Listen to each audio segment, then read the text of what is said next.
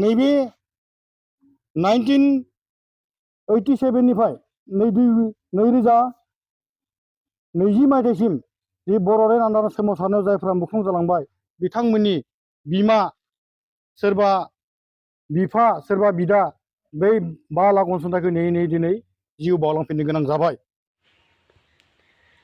जाय बिथांमोन जोंहा जोंनि बर' हारिनि जाय बड'लेण्ड सोमावसारनायाव मुंख्लं जालांनाय न'खर दा बियो दिनै जोबोद दुखु जानानै दं बा दुखु सैनांनानै जानानै दङ।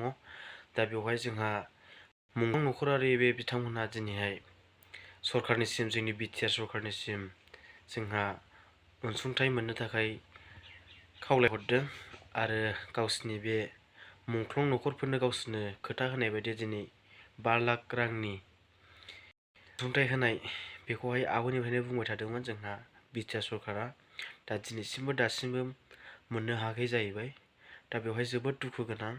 दा दासिमबो जुदि मुंख्लं न'खरफोरा जुदि जेबो मोननांगौ मोन्थाइखौनो दिनै मोनाब्ला दा दिनै अब्ला मा जागोन? दा दिनैहाय BTR सरकार दाजेननायनिफ्राय दिनैहाय 5 बोसोर जाबाय।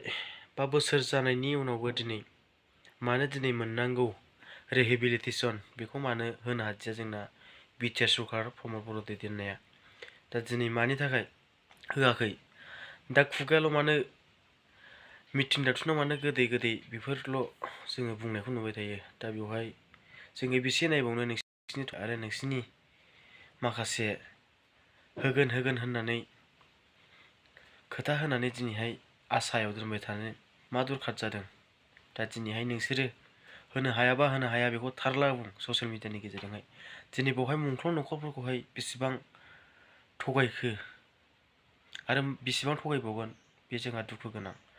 दा दिनैहाय जायहासो मुंख्लं जाबोनाय बड'लेण्ड सोमावसारनायाव बिसोरनि गोसोआसो दिनै गाबखांदों बा गोसोआव दुखु दङ बा आरो दुखु थालांबाय थागोन बिसोरसो बुजिगौ।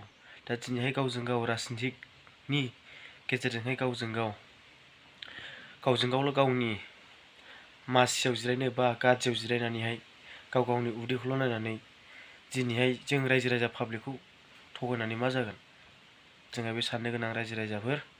दा जोङो बेसेबां थगायनायखौ जोङो खोनासंबावनो आरो ससियेल मिडियायाव बा मिटिं दावथिनावहाय बेसे थगायनायखौ जों खोनासंबावनो जोङो बेनिखायनो जोङो दानि BTR सरकारखौ जोङो आसा खालामनानै जेबो लाब गैला।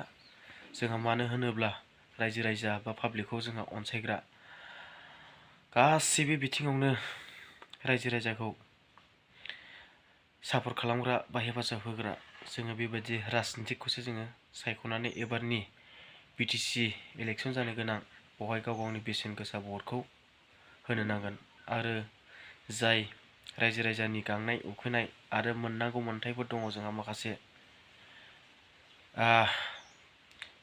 BTR सरकार जा होनो होननानै होनो हायै जोंहा बेखौ जुदि मोनफुंनांगौब्ला जोंहा नैबे मोजां राजनितिक इलेक्सन नायनानै जोङो नैबे फैबाय थानाय BTC इलेक्सनाव गाव गावनि बेसेन गोसा भटखौ होनो नांगोन रायजो राजाफोर।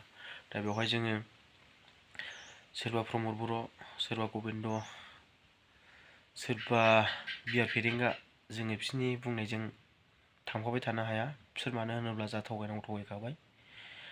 5 बोसोरनि गेजेरावबो दिनैहाय जा होनांगौ दङ बेखौनो होनो हाखायाखिसै आरो खुगाजोंल' बुंबाय थानायखौ जों नुनो मोन्दों आरो एबारबो बुंबाय थागोन। बेबायदि बुंबाय थानायजोंल' बोरै जानो? जोङो मोननांगौखौहाय आसा खालामनानै थासेयावबो दिनैहाय मोनाब्ला जों बेसे दुखु सहायबावनो नङा होमबा रायजो राजा नोंथांमोन? दा बेनिखायनो जोंहा बड'लेण्ड सोमावसारनायावहाय जायफ्रा मुंख्लं जानाय न'खर दिनै बिसोरसो बुजिगौ दिनै मानो बिसोरखौ थगायखो। दा जोंहा बे साननो गोनां। बेनिखायनो जोंहा नैबे एबार फैगौ BTC इलेक्सनाव जोंहा मोजां राजनितिक हान्जाखौसो जों नायनानै गावनि बेसेन गोसा भटखौ होनो नांगोन दे रायजो राजाफोर। दा आंनि भिडिअ लाबोनाया बेखिनियानोमोन लोगो नोंथांमोन। दा नोंथांमोनहा मा सानो? जोंहा दिनै बे मुंख्लं न'खरफ्रा दिनै दुखु सैनांनानै दङ।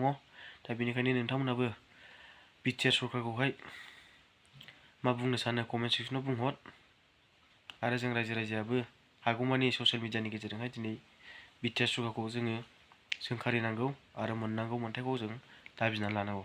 दा बेनो दिनैनि आंनि भिडिअ लोगोफोर।